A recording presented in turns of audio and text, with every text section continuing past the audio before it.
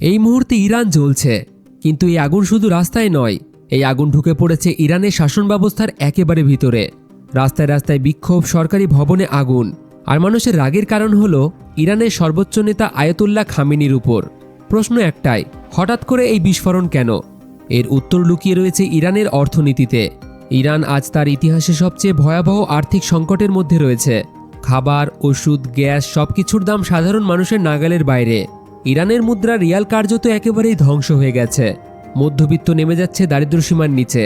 তরুণদের হাতে কাজ নেই, ভবিষ্যৎ নেই। আর এই হতাশই আজ রাগে পরিণত হয়েছে। শুরুতে ছিল অর্থনৈতিক প্রতিবাদ, এখন সেটা সরাসরি রাজনৈতিক আন্দোলন। মানুষ প্রশ্ন করছে, এই শাসন ব্যবস্থায় কি আমাদের ধ্বংসের কারণ? সরকার এই পরিস্থিতি সামলাতে ইন্টারনেট বন্ধ করে দিয়েছে।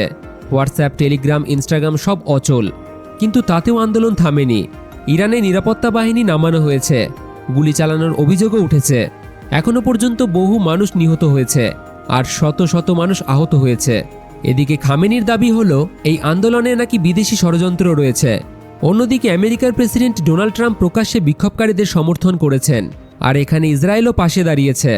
সবচেয়ে বড় আতঙ্ক হলো যদি পরিস্থিতি আরও খারাপ হয় তাহলে হরমুজ প্রণালী বন্ধ হতে পারে, যে পথ দিয়ে বিশ্বের প্রায় 30% তেল আমদানি রপ্তানি হয়। ভারতে তেল আমদানির বড় অংশ এই পথ দিয়েই হয়। ইরান দুর্বল হলে শুধু ইরান নয়, পুরো মধ্যপ্রাচ্য অস্থির হয়ে উঠতে পারে।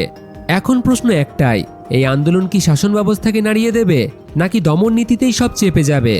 আপনার মত কি কমেন্টে লিখে যান। আর এই খবরের পুরো তথ্য জানতে হলে আই বাটনে ক্লিক করে পুরো ভিডিওটি দেখে নিন এবং চ্যানেলটিকে সাবস্ক্রাইব করতে ভুলবেন না।